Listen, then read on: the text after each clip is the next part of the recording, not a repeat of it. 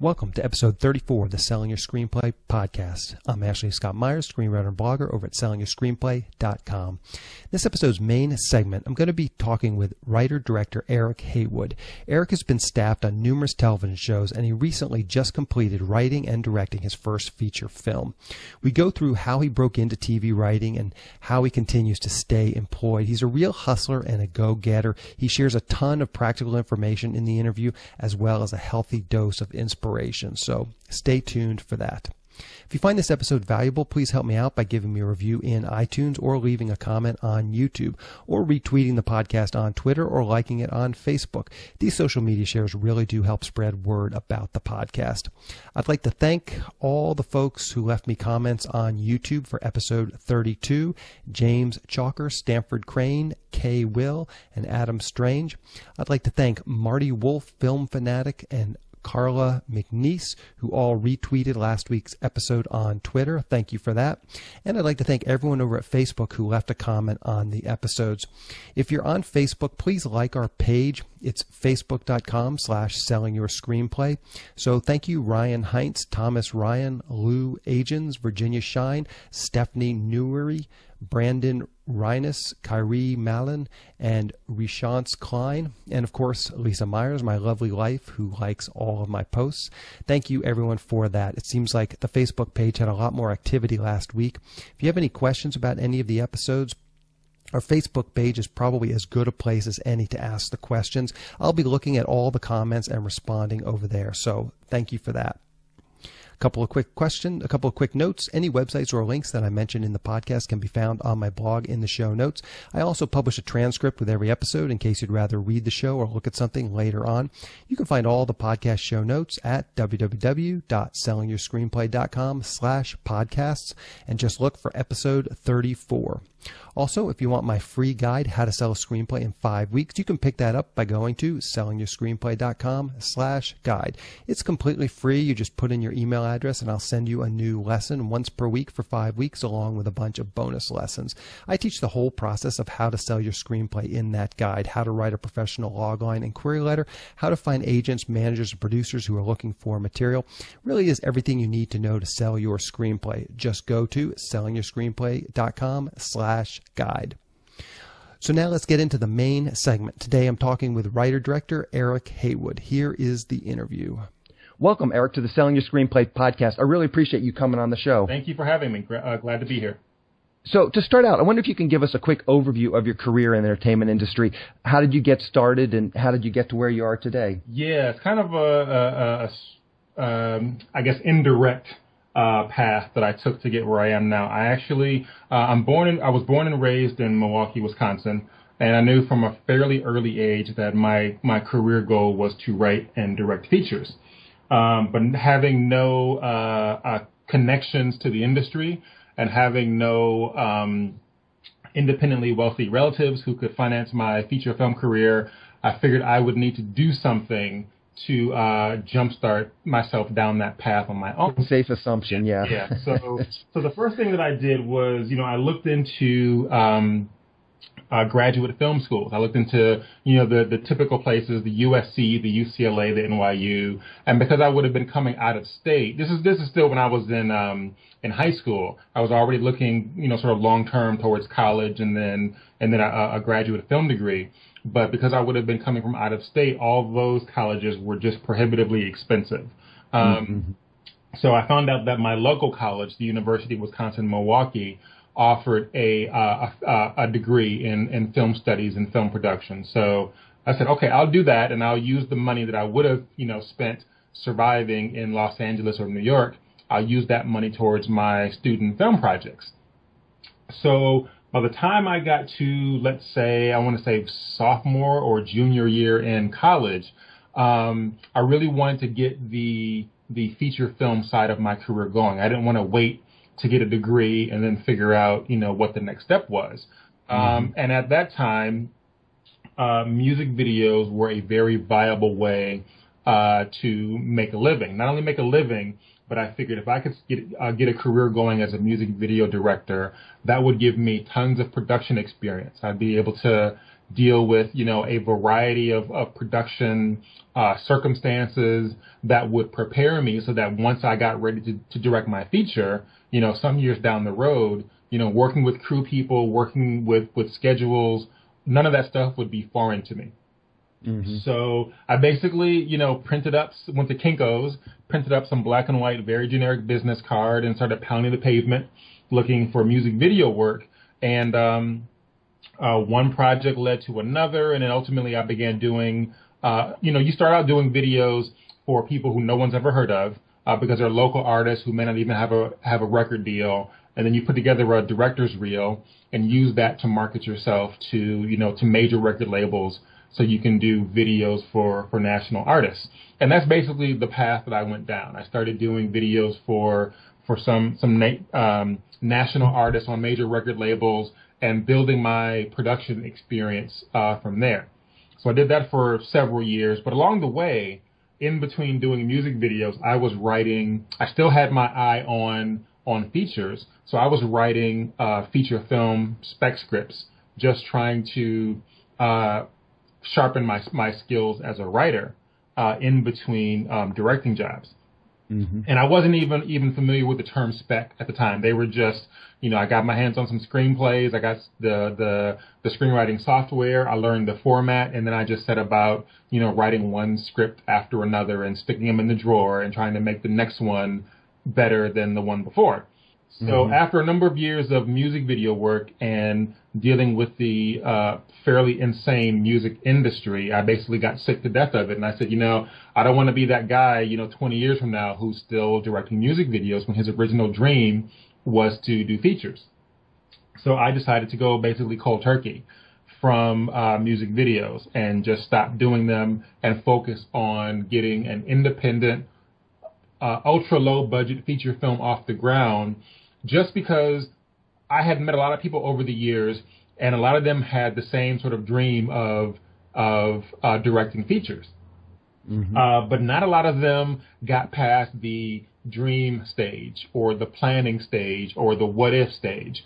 So I knew that the only way to set myself apart would be to actually take a feature film from original concept all the way through to completion, so I could be a doer as opposed to a talker. And I also should mention that along the way, I relocated from Milwaukee to Atlanta in the mid-'90s because once again, I was faced with this sort of choice of going to New York or L.A., and I felt like if I went to one of those cities with virtually no experience or very little experience by that point, I would just be a very small fish in a very big pond. And the music scene in Atlanta in the mid-'90s was huge. There were record labels based down there, and I felt like, and I had done a couple of projects in Atlanta before I relocated there. So I felt like that'd be the perfect middle ground for me to stand out and continue to get work as a video director. So that's what I did. I moved to Atlanta, and that was my sort of base of operations. And from there, I did video work in L.A., in New York, in New Orleans, in San Francisco, and Miami, and basically kind of crisscrossed the country. Then I got to the point where I just sort of got fed up with all the sort of chaos involved in the music video world and wanted to do a feature. So I wrote a feature film. I said, you know what, I'm going to write a feature that I can shoot here in Atlanta for virtually no money. I'll use all unknown actors, but I'll finish it, and it'll be a decent calling card. And so that's what I set about doing it. I wrote a script. I was raising money, and I was holding auditions and looking for locations. And we were sort of in the very early stages of prep when I sent the script to a friend of mine out here in Los Angeles who was a producer and who had a deal on the lot at one of the major studios. And I sent him the script just to get his opinion and some feedback on the quality of the writing. So about a week or so later, he called me back and said that he loved the script and wanted to help me get it made on a bigger budget level with some name actors. And the only catch was he knew that I was planning on doing it sort of guerrilla style in Atlanta. And he said the only catch was I had to basically shut down the the version of the project that I had already started in Atlanta, because we couldn't have, two versions of the same project, in development at the same time. Sure. I said, well, that sounds reasonable. So I shut down my ultra low budget version of the project, gave my investors their money back, and basically began working with this producer, doing some rewrites and taking notes. And then I realized, this seems like it's actually going to happen.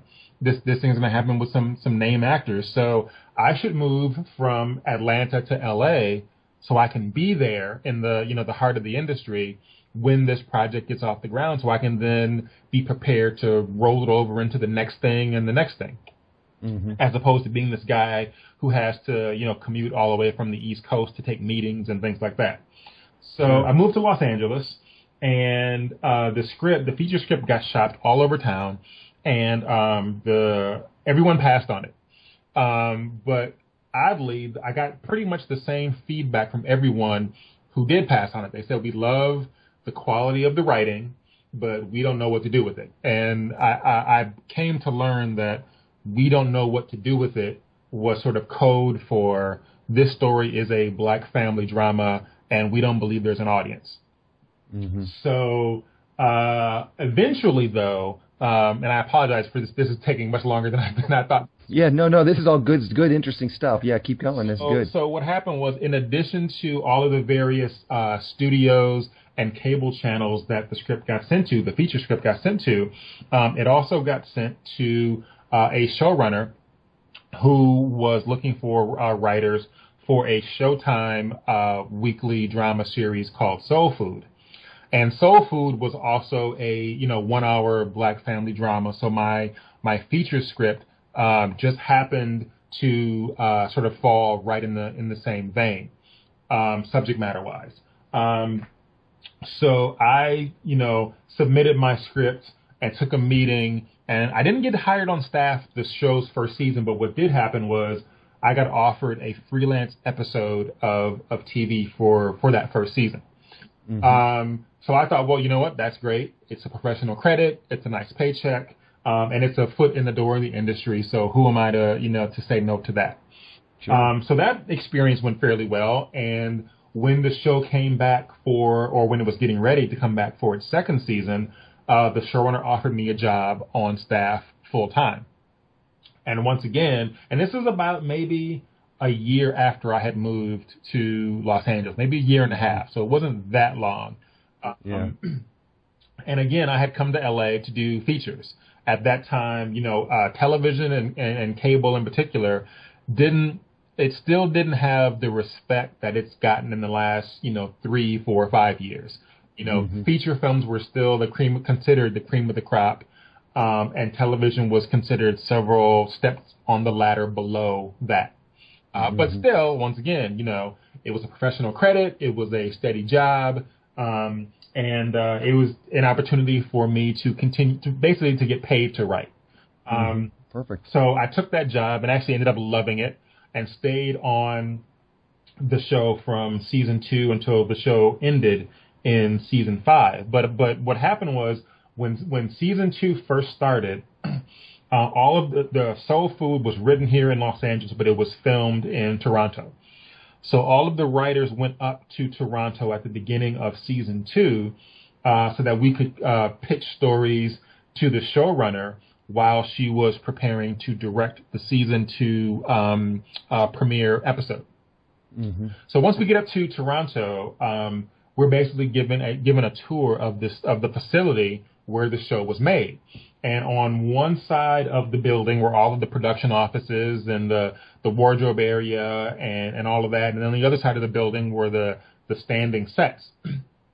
And, as you walk around and you meet people and you get the lay of the land and figure out what's going on, what I realized was, well, this feature film script that I had come to Los Angeles with had gotten bounced all over town and had gotten, politely rejected, but still rejected pretty much everywhere. And I kept on doing rewrite after rewrite to try to make it more appealing to the next potential buyer.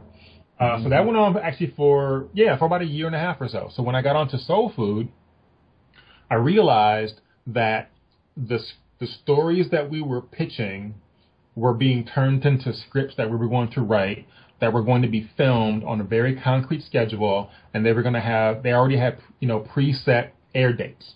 So instead of polishing my feature script indefinitely and seeing nothing from it and making no money from that whole process, working in television sort of like became this whole new frontier for me, because I realized like I'll get to see my work finished as opposed to, doing polish after polish in hopes that someone will come along and want to actually make it. Mm-hmm. And that became the turning point for me. That turned me from being sort of what I call the feature film snob into really loving and appreciating television. Because the other thing was, in addition to, getting paid to do it and knowing that it would get on the air, the other thing that I really liked about television or loved about television was I realized that it's one thing to tell an entire story in 90 minutes or 120 minutes. But in television, if your show is so fortunate to last several episodes, what do you do story-wise for ideas when you're in season 3, 4, and 5, season 5, episode 10, and you burn through all the good ideas? Well, you have to, dig a little bit deeper to keep coming up with new ideas, be it introducing new characters or taking your existing characters and finding new ways to have them grow and evolve. And that was a very different world from feature films, like I said, where you're telling your complete story in one shot. And that kind of that challenge really excited me. So for all those reasons, I fell in love with the idea of being a TV writer very, very quickly. And let me go back on some of these, and I have some follow-up questions on some of the stuff you said. So I'm curious, this is really more just curiosity. What did you say to those original artists? Okay, you're a sophomore or junior in college. I mean, maybe you've done some student videos, right, but they're probably not that great. I mean, what did you pitch, even these low-level, local artists, what did you pitch to them, and what was your sort of angle to them to get them to say, yeah, we want you to direct our video? In all honesty, it was sort of the blind leading the blind back then. It was like, these were artists who had never done videos before, and there was a little bit of fake it till you make it on my part. Like, you go in there and you basically hustle. You pitch yourself. You write a treatment. You come up with an idea for the video and you write it out into, 2 or 3 pages, which, they claim to read, but they never do. So you go in there and you basically verbally, pitch them on the idea, and you have to find ways to win their confidence and make them trust you enough to give you, thousands of dollars to do the video. So it's been so long, I honestly can't tell you specifically what was said back then, but I do know it was sort of like, it was, you never want to talk such a big game that you can't deliver on your promises, but you do kind of want to hustle a little bit to the point where you get people excited about your ideas and what you can deliver, even though you may not at the time have the body of work to back it up. It's the same catch-22 that everybody faces in every aspect of the industry.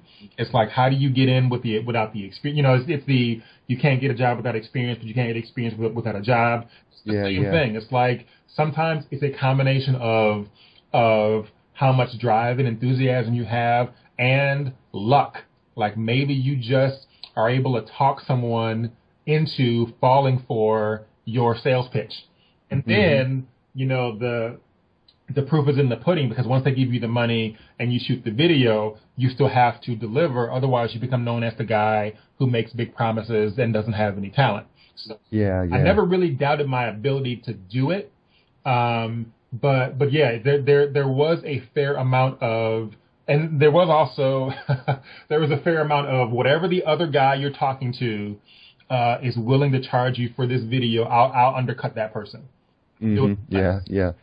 So just pure hustle is what it really comes down to. It's like I was in my 20s. I didn't know better. I didn't have any overhead. It was like I could have done it for free, or I could have done it at cost. And in some cases, in my early days, I probably did a couple of those.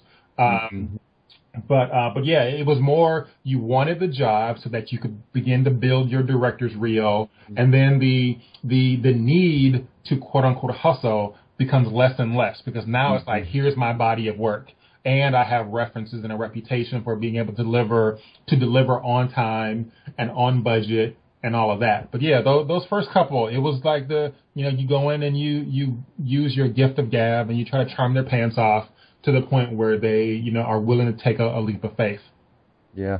Okay, let's talk about, you said you sent this feature script to a friend in the industry and he liked it and called you back. How did you meet that guy? That was someone who I had known for years back in my music video days, and he had gone on to the feature film independent route, had some success, and then his career sort of began to climb in the feature film realm, and we just sort of kept in touch through the years.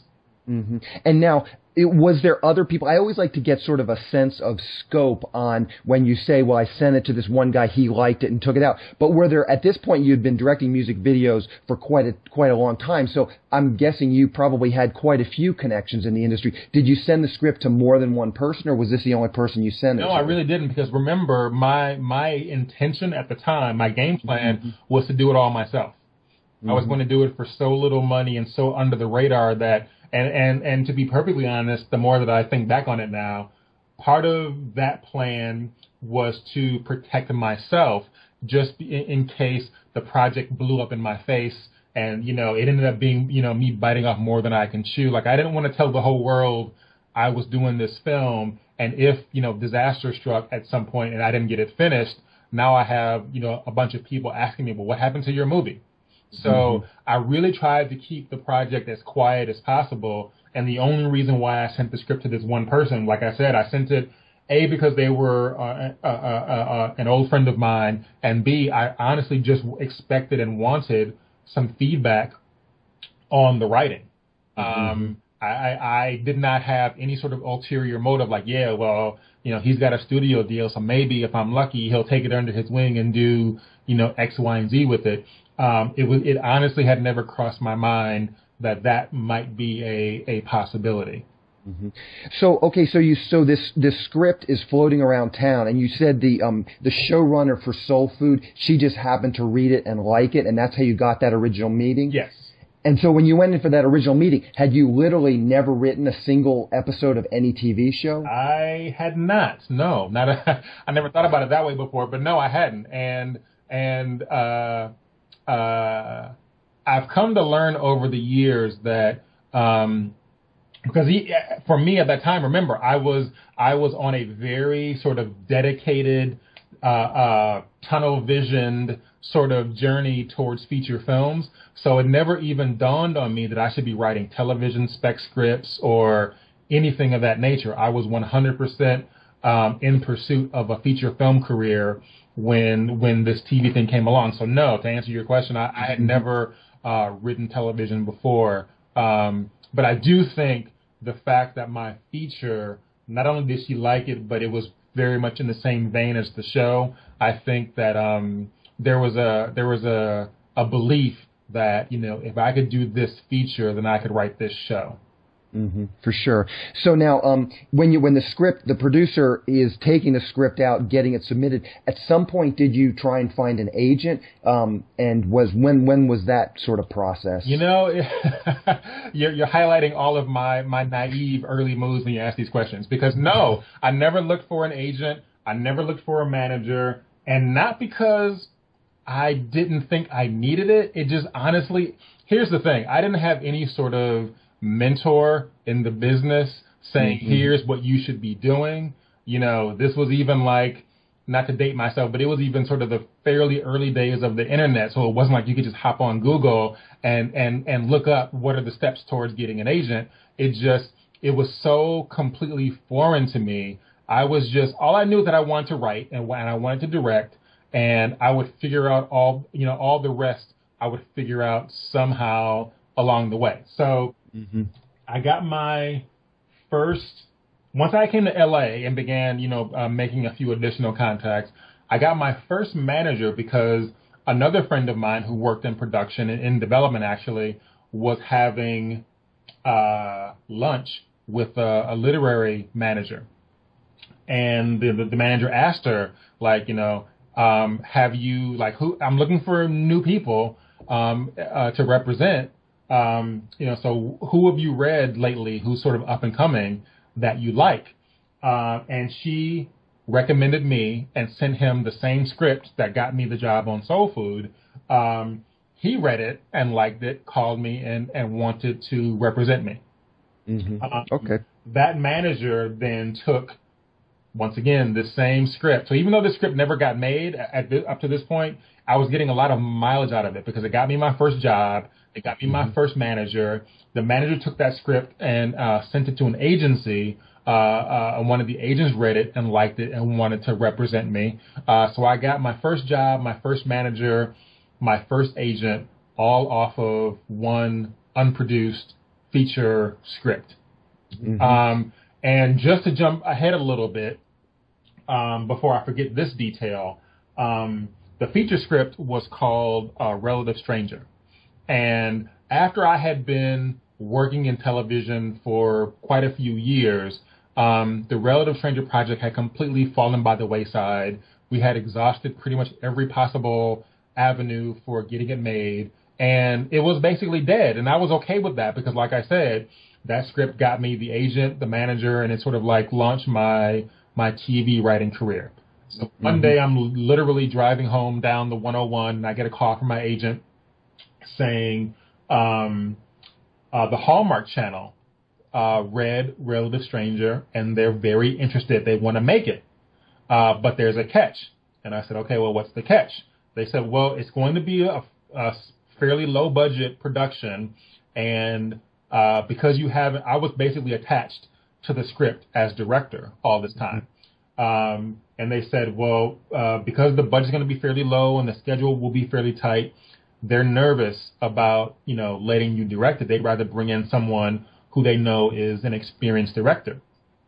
And my agent told me that he told them that I was so attached to the script that he wasn't sure that I would go for that, and it would probably be a deal breaker.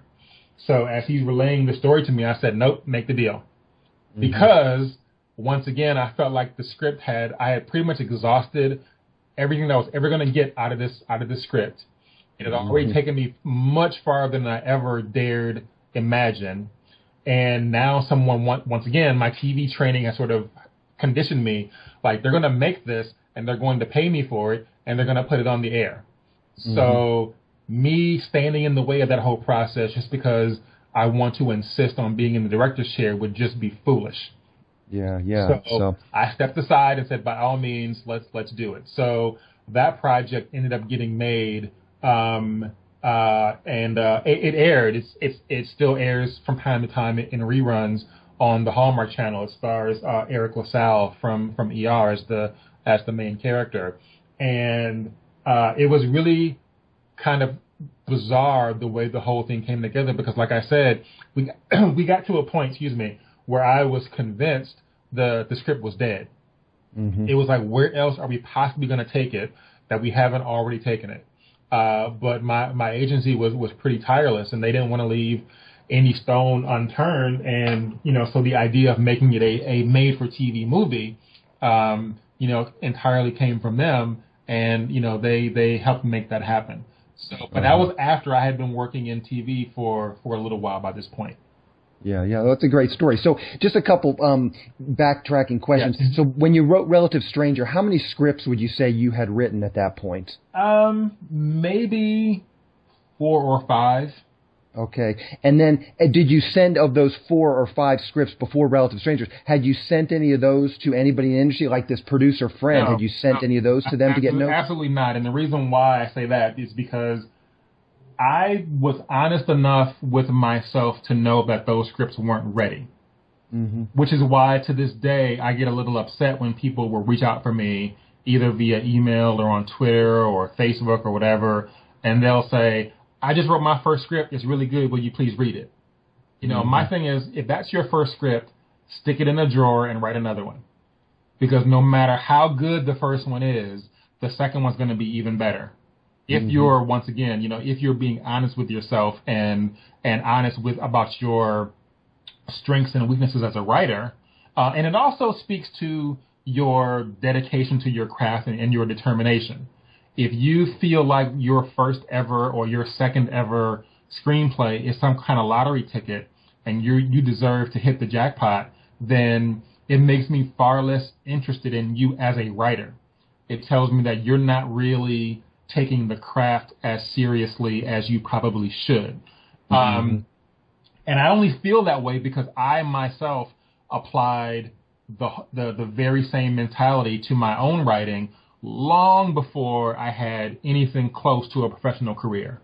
So all that to say, no, those first few scripts, I knew like I'm getting somewhere as a writer. I'm not there yet. It wasn't until I wrote Relative Stranger that I honestly felt like I have something here. I think I've finally gotten enough practice under my belt that I can confidently, go out with this script more so than the others. So let's jump ahead a little bit and into some of your other gigs. I've met a lot of writers, TV writers. They have a hard time transitioning from one show to another. So let's just sort of maybe go through that quickly. How did you get from, Soul Food onto Hawaii and then from Hawaii onto Private Practice? Just a quick, summation of sort of how that went down and you were able to transition onto these other television shows. Yeah, well, by the time I got to Soul Food, I began to learn more about how the TV writing industry works. And that's when I began to learn about writing spec scripts and which at the time were your sort of best shot at getting, considered for future work. And I knew Soul Food wouldn't last forever. So I wrote a West Wing spec. That's how long ago this was. That actually got quite a bit of attention. And that landed me, once Soul Food ended, that landed me onto an NBC series called Hawaii, which, in contrast to Soul Food, which ran 5 seasons, Hawaii was one of those what they call on and gone. It aired, I want to say 7 episodes. I think we were actually in the middle of shooting episode 8 or 9 when the word came down that the network was pulling the plug. So I had but it was sort of an education in the fact that, like, when I got on an NBC show, I was like, okay, I've made it. I'm on major network, prime time. Like Soul Food was great, a great experience and great for my career, but it was a premium cable show. I think it was aired at 10 p.m. on Tuesdays or Wednesdays. And whereas Hawaii was 8 p.m., smack dab in the middle of prime time on a major network. And I'm like, okay, well, this is great. The exposure is going to be tremendous. And, I'm basically off to the races now as a TV writer. This is what I do. And then the next thing you know, Hawaii premieres to, less than stellar ratings. And the writing was on the wall, no pun intended, almost from day one. And, we sort of struggled to retool the show and make it work, but it didn't last. So, but anyway. Did you know that, as a writer on this show, did you guys have a sense that it wasn't working, or you thought it was good, but the audience just wasn't getting it? Somewhere in between. I think that for my money, I felt that the show sometimes, another thing that I've come to learn over the years is that a first season show sometimes struggles because everyone involved has an opinion on what the show is and what it's supposed to be. There's the showrunner, there are the writers, there are the actors, there's even the crew, there's the network and the studio. You have all these different fingers in the pot trying to make the show what it is. And some shows survive that early process and some shows don't. I felt like Hawaii was a good show on its way to becoming a very good show, if not a great show, because sometimes what will happen is, you're in the writer's room and you're pitching all these ideas and you're breaking stories, and then the episodes get shot, and then the edit will come back to the writer's room and we'll all sit around and watch it, and it's that's not quite the idea that we thought we pitched and that we wrote. It's close, but it's not quite it. But things sometimes take a while to gel. And I honestly feel like right around episode 8 or 9, I think maybe episode 8, we got the edit back, and that was the first episode that I honestly felt like, okay, this is the show that we wrote. We're beginning to now, everybody's finding their groove. The show is becoming what it was always meant to be. But by that time, it was too late, and the plug had gotten pulled. So I really believe that if the show had been given a little bit longer of a run, then the audience would have found it. But we were at that point where, and it's even worse now than it was then. But if you don't hit a home run, your first 1 or 2 episodes, you're in trouble, and everybody involved knows it. Yeah. Okay, so let's move on to Private Practice. How did you land that gig? I had written a pilot because, once again, things in the industry had shifted where the calling card for writers used to be a really strong spec script of an existing show. And somewhere along the way, I don't know, how these decisions get made, but somewhere along the way, the TV gods decided that, nobody wanted to read specs anymore. They only wanted to read pilots. Because a pilot script gives people a much clearer idea of what your voice is as a writer. Mm-hmm. If you write a really, really good, Game of Thrones spec or Mad Men spec, it might be a great script, but people have come to feel like, well, but you're just imitating the voice of that show. What's your voice like? So people will read novels or like a chapter or 2 from your novel. They'll read a play. They'll read a short story. But the one of the best ways to capture someone's attention and show that, yes, you can write television is by writing a pilot. So I wrote a pilot called Liberators, and it was basically a period piece about the women who built the B-24 bomber for Henry Ford during World War II. Or B-42. I always get those numbers mixed up. Anyway, that script I had submitted, I wrote, and I sent out to, I had my agent send out to a bunch of shows for consideration. And one year last year was it? Or no, the year before. The script got sent out, got a lot of attention. People really liked it. And it was sort of an echo of the experience that I had with my Relative Stranger script, in that people liked the quality of the writing, but because it was a World War II period piece and it wasn't like anything that was currently on TV, nobody quite knew if that meant I would be a good fit for any, of the existing shows. So I sat out the business for a little bit because I didn't get a job. And on a complete whim, one day I decided to submit that same pilot to the Austin Film Festival, because they have in addition to being a film festival, they have a very strong component of that festival that's geared towards screenwriting and TV writing. And they had a 1-hour drama pilot category that was sponsored by AMC Networks. And I thought, you know what, I'm not really big on writing contests because it hasn't played a part in my career, thus far. But I said, you know what, I'm really proud of this script, and it literally is just sitting here. It's going to cost me, $30 or $40 to submit it.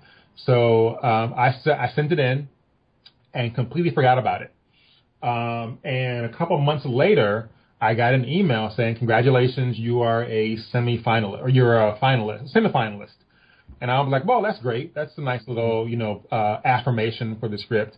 And then another month later, I got a phone call saying, you're a finalist. And then I got to the top 10. And then I got to the top 10, and only then did I begin to really pay attention to what's going on with this contest. So I said, well, I should go. Just like I moved from Atlanta to LA thinking that this feature script was going to, snowball into more and more projects, and I needed to be here. I felt I need to go to Austin and attend this festival, just on the off chance that I win, because I've made it, to the top 10 out of thousands of submissions.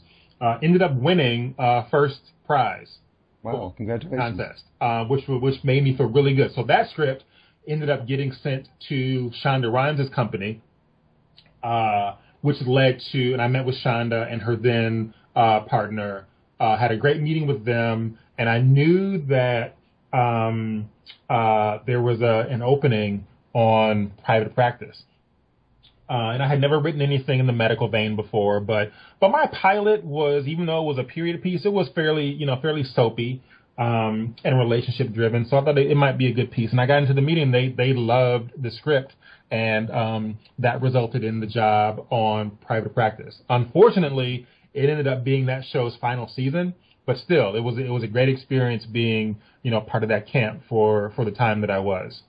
Yeah. Well, that's a great story. I didn't realize like a contest like that would allow professionals that had earned their living from writing to enter, but I guess they don't have any kind of requirement No, apparently not. I mean, I scoured the rules because you're right. Some don't allow people who have X number of credits, or if you've earned X number of dollars as a writer, then you're automatically, not eligible. But it wasn't the case with Austin. So, well, it's a great proactive story. I think a lot of writers with your experience at that point would have almost felt like they were too good to enter a contest. So that's a really great story you just got out there and did it. Yeah, you're probably correct in that. I mean, I try to never have the attitude that I'm too good for anything, but because like I said, I submitted the script. And one of the many things that I've learned over the years is like, you take a meeting, you get a job interview, you send your work in.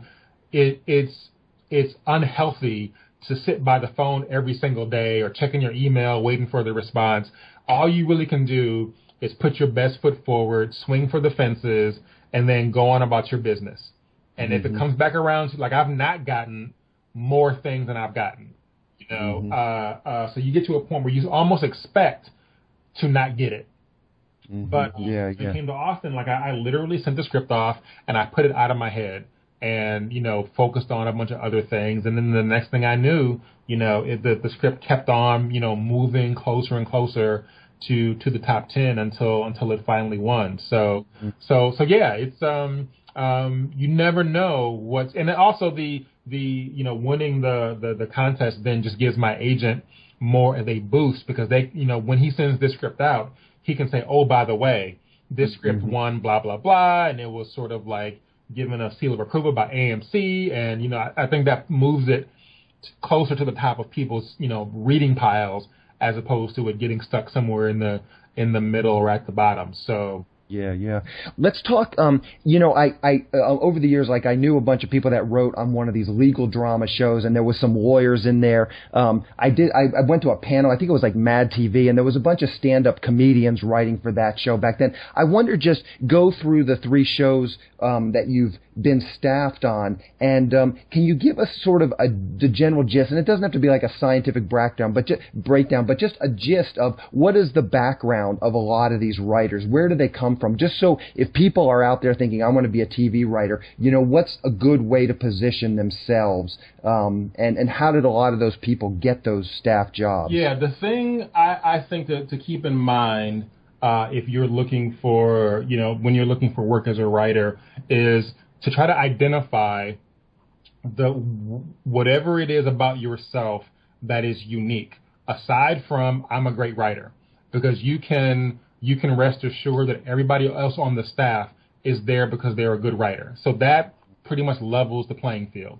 Beyond that, you need to have something else that's sort of like your niche or your calling card. It wasn't so much, on Soul Food, it was basically, it was a black family drama. It was a soap. So there wasn't a need for like a specific, like you must be black to write for the show. There wasn't that kind of qualification. So it was just a matter of, in that one case, it was more a matter of being a strong writer and having, a strong point of view about relationships and family and things like that helped a lot.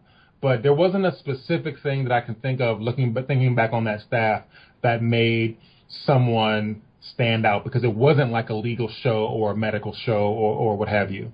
On Hawaii, there was one writer who had a legal background. There were at least 2 or 3 who had written for police procedural shows previously. So, we always had people in the room who could comment on the legal procedural aspect of, whatever the crime case of the week was. Private practice had a licensed MD on staff in the room every single day. And in cases where, because, on the medical show, you don't want to have just run-of-the-mill medical cases. You want to have the most outlandish, unexpected, rare medical cases that you can come up with. So in cases where we would come up with a story that we weren't quite sure about as far as the authenticity of the medicine, we had a few different doctors who may specialize in one area or another who we could call on as consultants and say, well, here's what we're thinking of doing. Is this complete BS that we as writers have, conjured up, or is there any precedent for someone having this particular medical condition, and what would the symptoms be? And then they would give us information that we would then take back to, make the story as plausible as possible. And actually, I just remembered that, just to backtrack for a second, on Soul Food was primarily the story of three sisters, and one of the sisters was a lawyer. There was a lawyer on staff for the majority of Soul Food's run, who once again could tell us if an idea that someone pitched was completely way out in left field and just clearly a figment of the writer's imagination, or if it was grounded in reality enough that we could possibly use it as a story for the show. So there was that. And then and actually, you said 3 shows. There's actually 4 that I've written for, because I'm currently writing on a show called Empire that's going to air on Fox starting in January. Okay. Empire is sort of basically another soap, but it's set in the world of hip hop and R&B music. And it was created by Lee Daniels and Danny Strong, who did the film The Butler. In this instance, having a background, having directed and produced rap and R&B videos, ended up being a nice leg up for me in terms of getting considered for that job. And then there are a couple of other people who have either music backgrounds, or they've written for shows with a music type theme. So you don't have to have an entire staff of people. If you're writing for, just as an example, if you're writing for The Good Wife, I'm assuming their entire staff is not 100% lawyers. They may have 1 or 2 that are on staff full time, once again, to keep things honest. But you do want people, who come from a variety of backgrounds. Some people may have kids. Some people may not have kids. Some are single. Some are married. You bring all those life experiences, to whatever show that you're writing for. But it does help. In fact, it's pretty essential to have at least 1, if not 2 people in the room constantly who have lived to a certain degree in the world that you are writing about. Mm-hmm. Perfect. So let's jump ahead to your feature film, which you just directed, 4 of Hearts. Yes. Can you tell us sort of how that got started, and how did you raise the money? I get a lot of screenwriters saying I want to do my film independently, so raising the money seems to be like a big question on everybody's mind. Just maybe tell us what it's about and kind of how you got it going. Yeah, the money is always an obstacle, and that's the issue that everybody faces. 4 of Hearts is a romantic drama. It's a feature film about a married couple who is having sort of a long-term slump in the bedroom. So they decide to spice things up and get their love life sort of rekindled by having a one-night stand with another couple. And basically the film deals with all of the sort of emotional entanglements and new romantic feelings that pop up as a result of them taking that step. So basically all the complications begin the morning after the quote-unquote the big night, and we follow these 4 characters as they wrestle with sort of the consequences of their actions. And like I said, and like we both said, of course, money is always an obstacle. I was actually when I had my little bit of downtime in between writing on shows, I said to myself, you know what? I'm not getting any younger. And I came to LA originally with the intention of writing and directing features.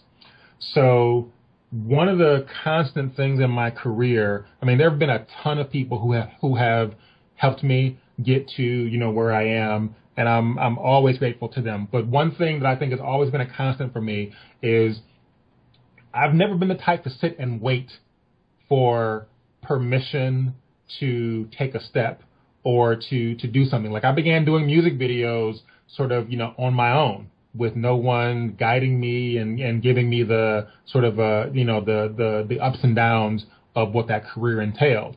I wrote and began to produce Relative Stranger on my own with my own money, because I felt like, you know, rather than wait around for somebody to come along and give me permission to do it, I just wanted to do it. And then what has happened for me time and time again is that when I start something on my own, it attracts more attention and more contacts, and I end up getting further ahead career-wise and creatively than I would have if I just sat around waiting for all the stars to line up perfectly to make the move.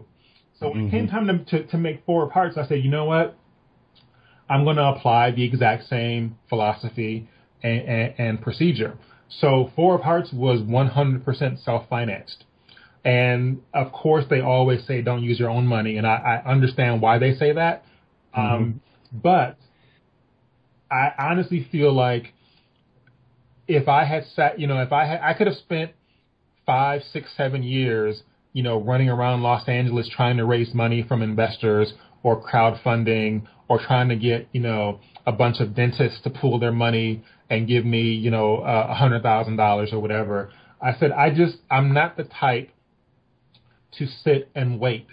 And ultimately, if I had gone the investor route, and you know, a bunch of people had said no, then what? Then I just don't make a movie? Like, that wasn't even a realistic option.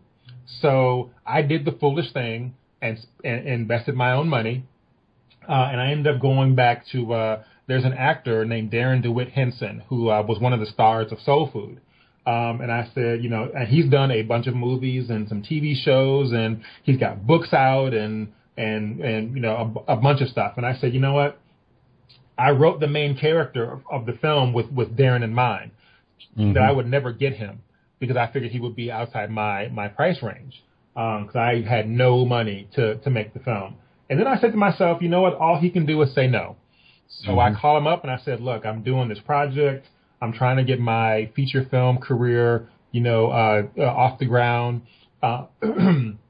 Excuse me. I have no money. It's going to be a true ultra low budget project, but I really think you'll like the script. So if you can at least read it, I'd appreciate it. And in my head, I'm thinking he'll read it. He'll give me an astronomical quote that I can't meet. I'll say thank you for considering it, and then I'll just have to go look elsewhere for you know, my lead actor. But at least I will know for myself that I swung for the fences, went after my preferred first actor. He read the script, loved it, and said, you know, not only do I want to do it, but I want to come on board as a producer and help get you the rest of your cast.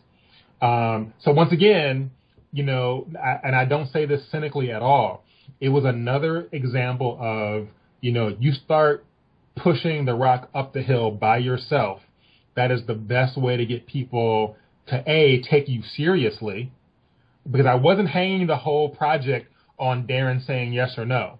It's like the movie's happening one way or the other. It's just going to happen on one level with you or on another level, you know, a smaller level without you. And, you know, you don't say that to people, but they basically can tell from your energy level and your enthusiasm and the fact that you're already putting pieces into motion. They can tell that, wow, this is a moving train. I can get on board or not get on board, but it's moving. People, they always say there's an old saying, hustle is contagious, and I think there's something to that. Exactly. Nobody wants to feel like they're responsible for getting your project going. They want to know that even if you have no money and no prospect and no marketing plan and whatever, even if if you're doing things all the wrong way, at least you're not hanging the success or the failure of whatever you're doing making a film, making a short film, writing a script, doing a web series. Nobody wants to feel like, okay, well, here comes this guy or this woman, and they're waiting on me to say yes or no. And if I say no, the whole project, goes down the toilet. Mm-hmm. Like, they want to feel like you're doing something. I want to hop on board. So yeah, like you said, hustle is very contagious. So what's going on with this film? Have you guys found distribution for it? Yeah. Have you submitted to film festivals? Went the whole festival route. Spent about a year traveling around to New York and New Jersey and Orlando and San Francisco, and played here in LA at the Pan African Film Festival.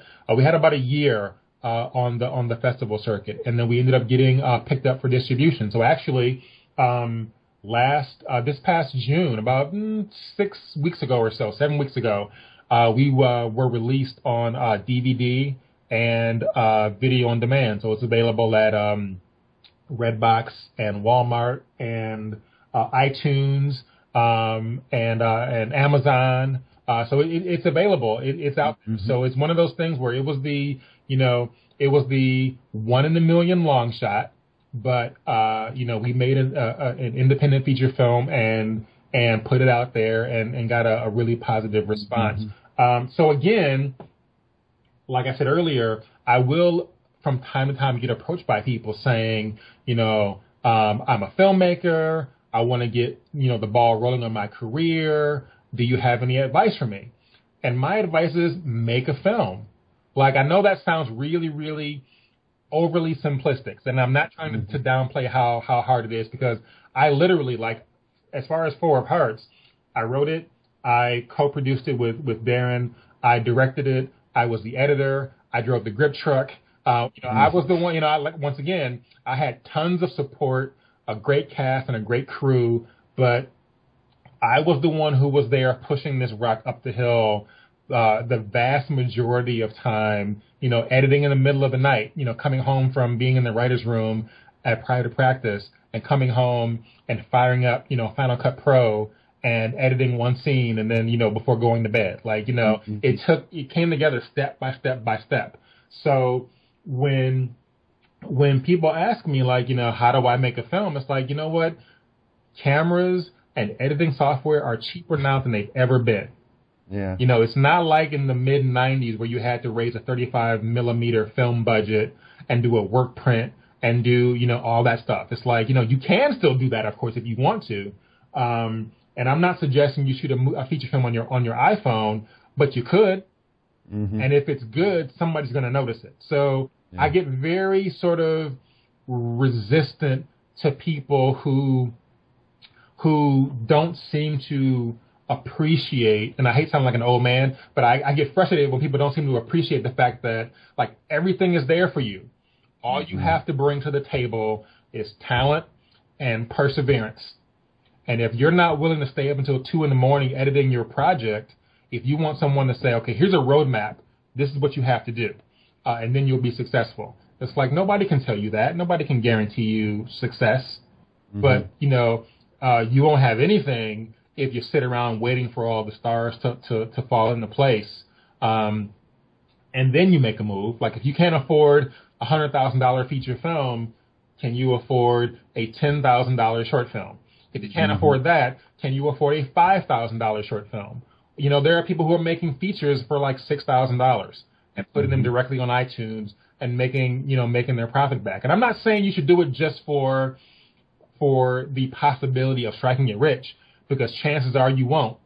But, once again, you won't get anywhere if you're sitting around waiting for someone to provide you with a step-by-step roadmap. So, so anyway, not to get off on a rant, but Yeah, no, for sure. And believe me, I get these emails too from people that, haven't taken any time to really master their craft, and everyone just wants it on a silver platter. So let's talk a little bit about the numbers on this film, if you don't mind. I mean, it sounds like you got it Walmart, Redbox. I mean, does it look like you're going to make your money back on it? It's a long-term process. What happens is you get an advance from the distributor when they basically they don't buy it, they license it for a certain period of time, certain number of years. So everything the distributor does from the time that they, acquired the film basically has a dollar amount attached to it. Like they design a new poster, they cut a new trailer, they pay for the manufacturing of the DVDs and all the DVD artwork. All of those charges they have to recoup before the movie becomes profitable. Mm-hmm. And because we're so early in the process, and basically you'll get a quarterly report saying, this is how many DVDs we sold last quarter. This is how many downloads we sold last quarter. This is how many rentals and blah, blah, blah. Well, we're still literally in the first quarter of the film's release. So it's way too soon to know if we'll hit the break-even point. But, it may take, 10 years or it may take 6 months. I have no clue. There's no way for me to guess because until those reports begin coming in. Yeah. So you and I met through Script Mag. This podcast gets syndicated on Script Mag, and you often will write a column on there. Can you just tell us a little bit about your column, and then that will kind of segue into how people can contact you. But tell us about your column and some of the things you've done there on Script Mag. Yeah, the column, the blog on Script Mag is called Writers Room 101, and I actually got approached. This wasn't even an idea of mine. I got approached by Jeannie, one of the editors at Script Mag, who asked me, like, she and I know each other primarily through Twitter. Mm-hmm. And she liked sort of like the tone of my tweets because I'll tweet about anything from, live tweeting a movie to my thoughts on a TV show or what have you. And she said that we're looking for someone who can blog about TV writing, like any aspect. It's up to you. Whatever you want to do, you can take it and run with it. And I thought about it for a while. And actually, to be perfectly honest, when she first approached me, I said no. And the reason why I said no is because I'm very fearful of positioning myself as some sort of know-it-all. Mm-hmm. Like, I've done a lot of things and I've been in the business for a while, but I still feel like I have a long way to go and a lot to learn. And there are other TV writers who have a ton more experience than I do, and they make themselves fairly accessible via social media. So I didn't want to put myself on some sort of pedestal as if I was on their level. But then, so I said no. And Jeannie came back to me a little bit later, and she's like, I really would love to have you. I think you'd be great. So I thought about it a little bit more, and I said, you know what? I do have a little bit of knowledge in this area that I can share. So, why not? As long as I can find a way to address my concern of, not coming off like I'm handing down the rules of the industry from, down from heaven onto people, because there are people who will do that, and I want to be one of them. And I came up with the idea of, well, when I first started writing in TV, as I mentioned a little while ago here, I didn't really have anybody as a mentor giving me the do's and don'ts and telling me the pitfalls to watch out for. And I had to learn by making a lot of mistakes. And I said, wouldn't it be nice if someone could, if I could take this blog in the direction of telling people the things that I wish someone had told me when I first started out. Mm-hmm. And so hence the name Writers Room 101. If you are an extremely experienced television writer, the blog probably means nothing to you other than you may recognize something a little bit familiar in it. But the blog is really for people who either are looking to break into writing for TV, or maybe they're already on their first show and they're in the writer's room not fully sure of all the do's and don'ts. Like it's sort of a practical guide, because another thing that I find people will do is they'll talk about things in a very sort of theoretical way. And what I wanted to do is give people very actionable, hands-on pieces of information that you can use when you're in virtually any writer's room. So it's gotten a fairly good response so far. I've only posted, I think, 4 columns so far. But I think it's off to based on the responses that I've gotten, it's off to a pretty good start. Yeah. I'm not a TV writer, nor do I really aspire to be a TV writer. I just read it and thought it was really interesting. So if just purely for entertainment value, I think it's definitely worth checking out. So what's the best way for people to keep up with you and follow you? You can tell us maybe your Twitter handle and mention your website. Any way people can contact you. Well, if the best way to get a hold of me or to sort of follow me is definitely Twitter. My Twitter handle is Eric, ERIC _ Haywood, HAYWOOD. I'm also on Facebook under, my normal name, although I'm not on Facebook nearly as much as I am on Twitter. And if anybody wants any background information about me, any further detail, they can go to my website, erichaywood.com. I have a few of my short films up there and sort of a montage of some of my music video work. So for those who are curious, it's all there. Perfect. And I'll link all to that in the show notes. So if somebody's in their car listening to this podcast, go to the show notes. I'll have direct links. Why don't we give a quick plug to your movie? It's called 4 of Hearts. And what's the best way for people to find that and watch it? Yeah, you can find 4 of Hearts. 4 of Hearts also has a Twitter account. That one is at 4 Hearts Film. But as far as the film itself, Amazon, buying a DVD is sort of the best way to help out a struggling independent filmmaker who has yet to break even on his own investment. But so Amazon, either a DVD or you can rent it, you can stream it through Amazon Instant Video, iTunes, and you can go online to Walmart or Best Buy or who am I forgetting? Barnes and Noble. Any of those outlets, you can also order the DVD, and you can also pick it up at Redbox. Perfect. Well, Eric, you've been very generous with your time. This has run over, but this has been a lot of great information. I really appreciate you taking so much time, especially on a Saturday, to talk to me. You're very welcome. Thank you for having me. If you're looking for an in-depth analysis of your screenplay by an industry professional, I work with several script consultants. Check out sellingyourscreenplay.com/consultants. All the consultants listed on that page have years of experience actually working in the entertainment industry.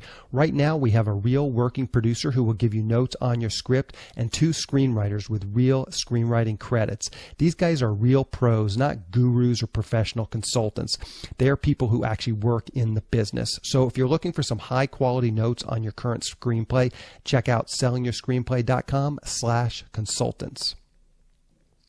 In this week's Writing Words section, I want to highlight something that Eric did. If you've listened to a few episodes of this podcast, you probably know exactly what I'm going to talk about. There are so many newer writers that think once they get an agent or sell that first script or get staffed on a TV show, that it's all smooth sailing from there. Unfortunately, it's not that simple. I can't tell you how many actors and writers I've met over the years who had some success, but now really struggle to find work. It's a brutal business. Even as long as I've been doing this, I was surprised that he entered his script into the Austin Film Festival, but it literally got him his next job as a staff writer. This just really goes to show that no matter how successful you are, you've always got to be out there marketing and trying to make things happen for yourself. I love that he didn't just sit around and wait for his agent to call him. He was out there trying stuff, trying to get something to hit. That's a great story, and I hope people really take this to heart. I recorded this interview a couple of weeks ago. Right after I talked with Eric, I went to the Austin Film Festival website to see if I could enter a screenplay. Submissions are already closed for this year, but next year, no matter where I am in my career, I'm going to enter this contest. And I really think everyone out there listening to this needs to try and expand their marketing efforts as much as possible, no matter where you are in your career. There's always things you could be doing to get your scripts out there and do more on the marketing front. Coincidentally, someone from the Austin Film Festival emailed me last week and offered to give listeners of the podcast a $25 discount if they're planning on attending the festival. I've never been, but I've heard it's a really great time. It's a very writer-centric festival, so if you can fit into your schedule, I highly recommend that you go. The coupon code is SYS25. Just use that when you're buying your pass during the checkout process. The festival takes place from October 23rd through the 30th. I'll post the coupon code in the show notes too in case you want to find it later on. That's the show. Thanks for listening.